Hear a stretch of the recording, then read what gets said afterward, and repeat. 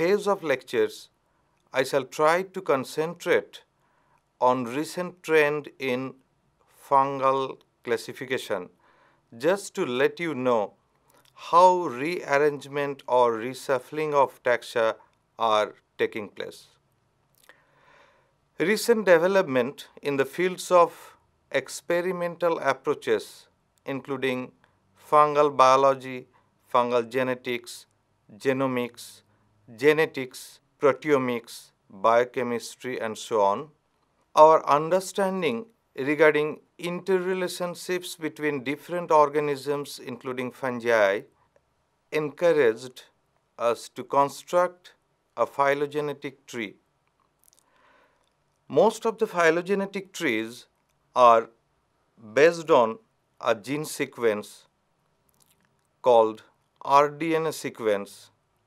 All of you know that in prokaryotes, the ribosome consists of 3 different types of rRNA, that is 16S rRNA, 5S rRNA, and 23S rRNA. But in eukaryotes, 4 different types of rRNA are involved. One is 18S, another one is 5.8S, another is 28S, and 5S rRNA. It is usually believed that 16S and 18S rRNA contains enough information by which one can arrange or rather predict a phylogenetic classification based on their structure. That means on the basis of 16S and 18S rRNA structure, one can distinguish wide range of organisms within a phylogenetic tree. It is known that number of phylogenetic systems are now available based on 18S or 16S rRNA construct. Using this approach, those phylogenetic trees produced are similar in their structure, and in that case you will find that animals, fungi, and plants form a typical cluster at the apex of domain Eukarya. It is also believed that at the early stage of animal differentiation, as a small branch, the fungi evolved. It is predicted that from a small unicellular eukaryote, both animals and plants evolved.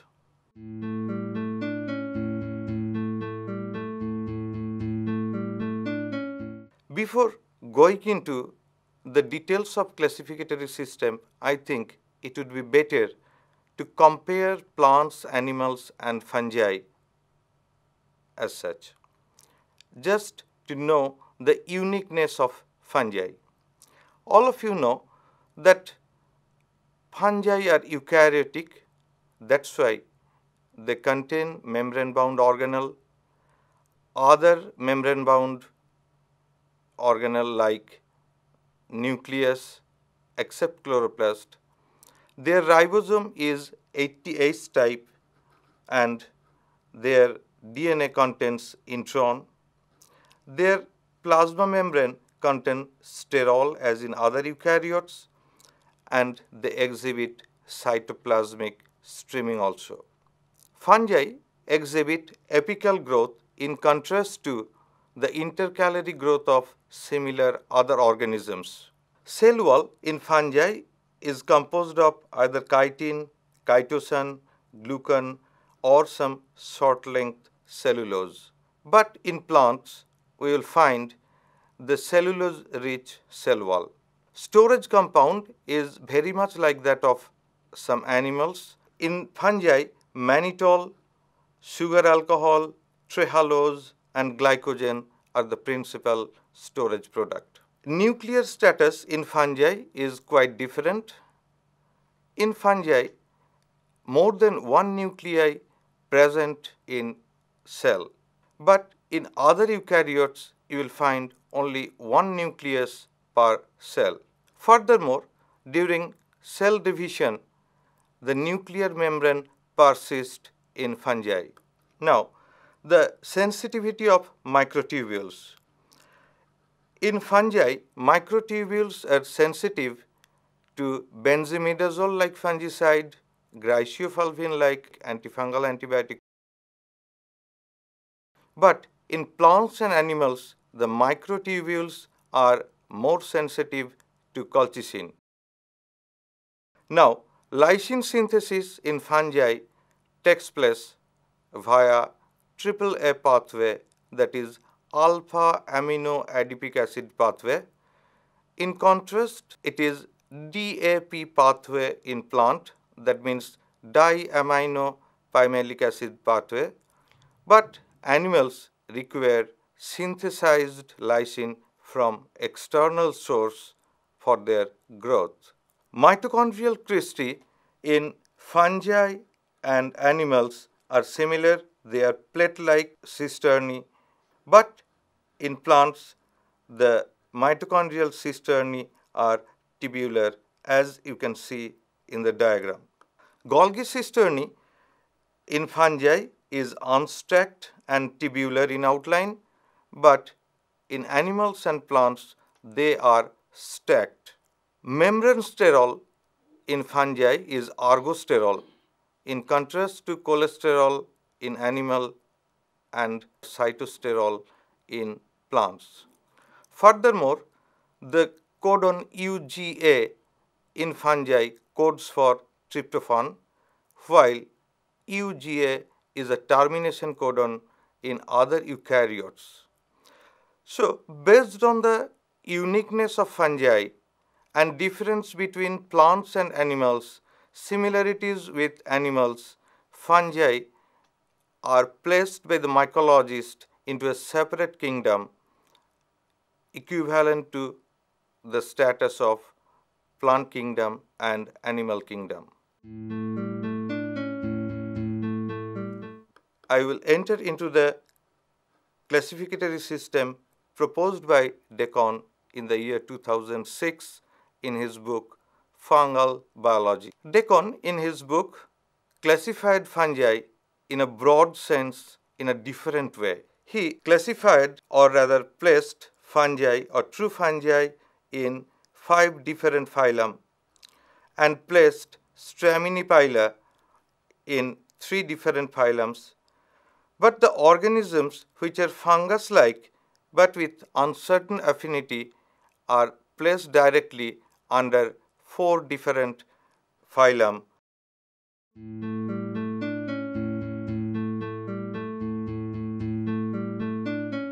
Now, the kingdom Mycota. This particular kingdom contains a group of true fungi which probably derived from a small unicellular eukaryote called quanoflagellate. In this picture, you can see a quanoflagellate member, Codosiga. This organism is very small with a small stalk, collar-like cup, from the base of which the flagellum develops. From this particular quanoflagellate type ancestry, the true fungi diverged.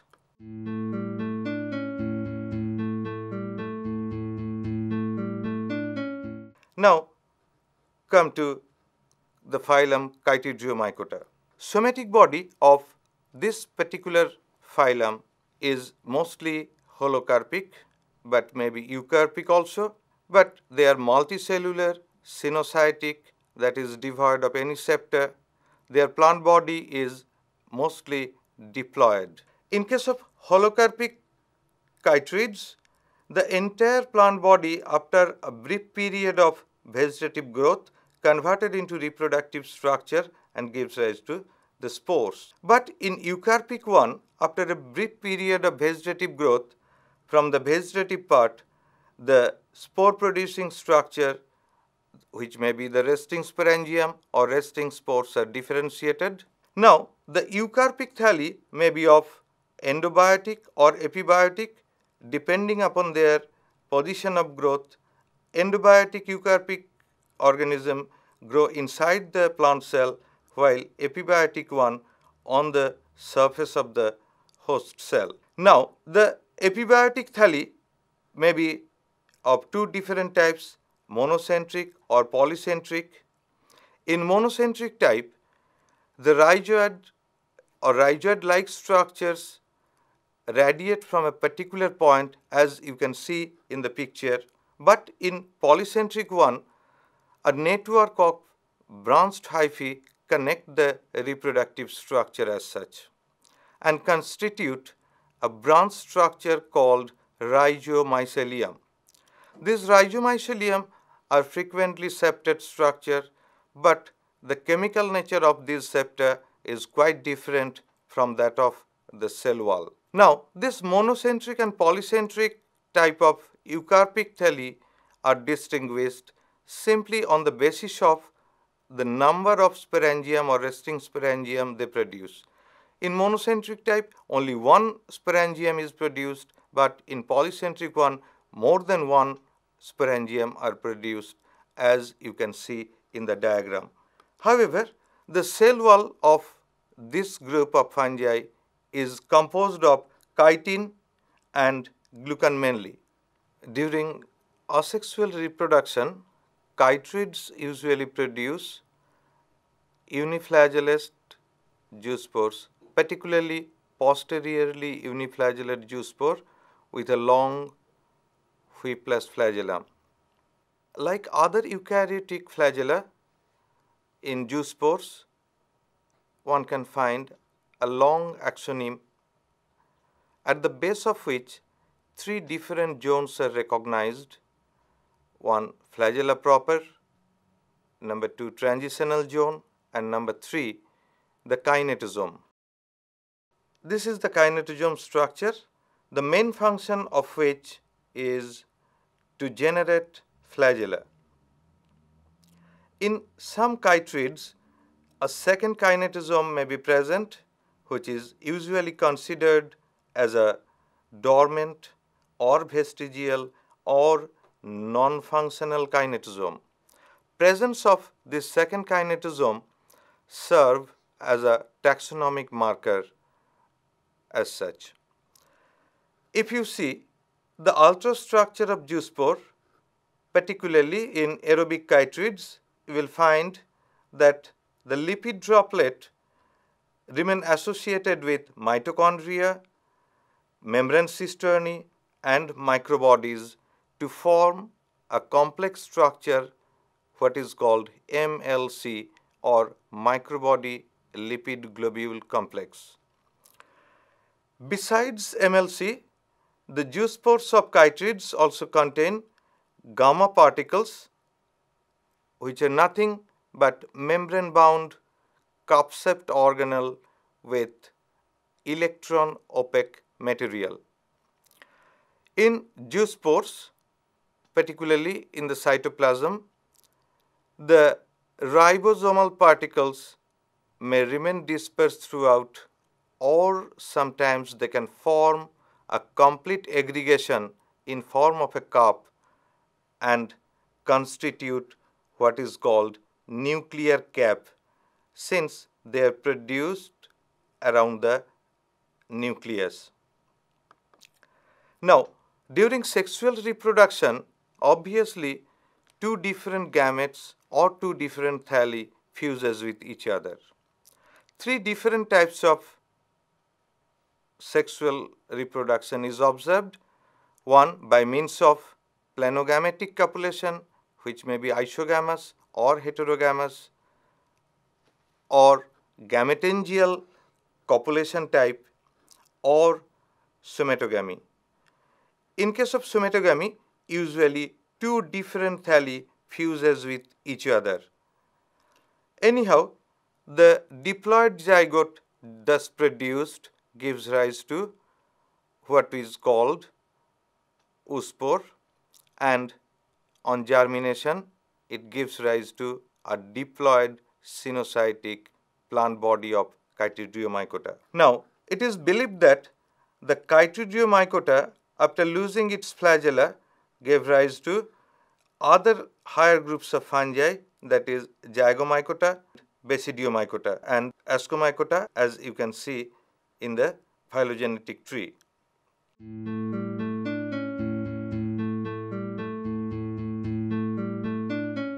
Now comes Glomeromycota. Previously, these organisms were included under Zygomycota. Since this group of organisms are very distinctive in their structure and behavior, they are now placed in a separate phylum called Glomeromycota. Actually, members of Glomeromycota are found in association with the roots of higher plants, and they form what is called mycorrhiza. In formation of mycorrhiza, the sinusoidal tubular multinucleate hyphae grow intercellularly and produce large swollen vesicle which are rich in lipid globule, glycogen, trehalose like reserve material. Now, these vesicles may be terminal or intercalary, as you can see in the picture.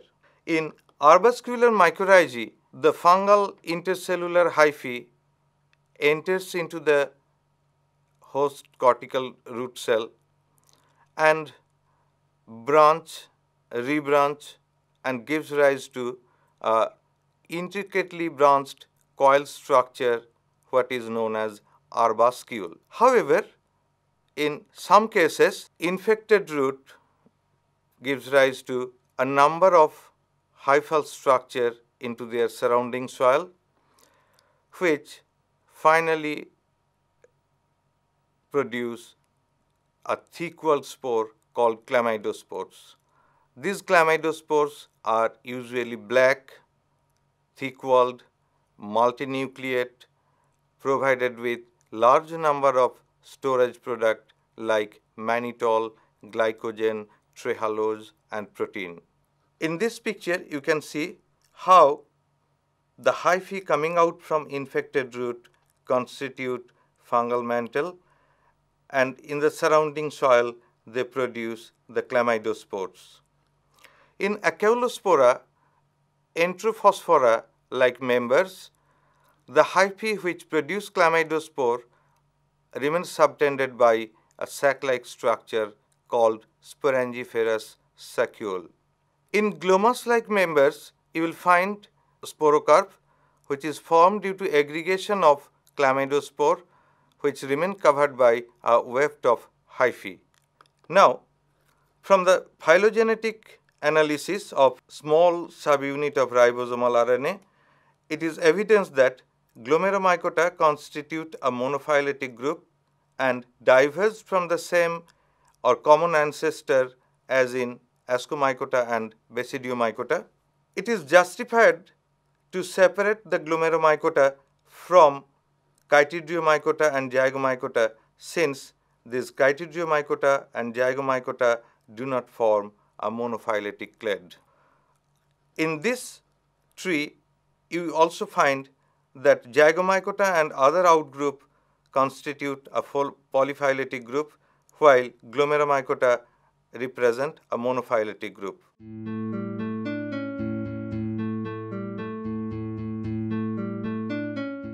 Now, the Zygomycota. Members of Zygomycota are mostly saprobic, rarely parasitic. Their somatic body composed of sinusoidal, multinucleate, ossept hyphae, which are well developed and well branched structure. But in Basidiobolus, the hyphal structure is very short and limited and provided with cross wall or septa. Mycotypha-like members, on the other hand, exhibit dimorphism. In Zygomycota, the cell wall is composed of chitin and chitosan along with polyglucuronic acid molecules. In this group of fungi, lysine synthesis takes place via AAA pathway, that is alpha amino adipic acid pathway, and tryptophan synthesis takes place via enzyme tryptophan 3, as you can see in this slide. In Zygomycota, the mitochondria are provided with lamellate cristae. Their Golgi system is very reduced and composed of single cisterna. During reproduction, asexual spores which are non-motile in nature is produced inside a sac-like structure called sporangium, and that sporangium may be columellate or non-columellate. Whatever may be the nature of sporangium, ultimately the produced spores are non-motile, that is, flagellate stage is completely absent in this group. Now, during sexual reproduction, usually gametangial copulation takes place, and the copulation may be of two types, either isogametangial or heterogametangial copulation. Whatever may be the nature of copulation, the sexual spores produced are always zygospores, which are very much thick-walled, dark, warty structure, which on germination gives rise to a promycelium from which non-motile sporangiospores, particularly haploid sporangiospores, are produced or differentiated. It is believed that from Chytridriomycota, loss of motility leads to the group Zygomycota with cenocytic hyphae, and further evolution leads to septate hyphae of Ascomycota and Basidiomycota. Molecular evidences also suggest that from Chytridriomycota, due to loss of flagella, ultimately the members of Zygomycota evolved. Hibet in the year 2007 also placed the traditional members of Zygomycota in the phylum Glomeromycota with subdivisions proper. So, it is believed that the cenocytic members of previous Zygomycota are now segregated into Glomeromycota and Zygomycota proper. Thank you.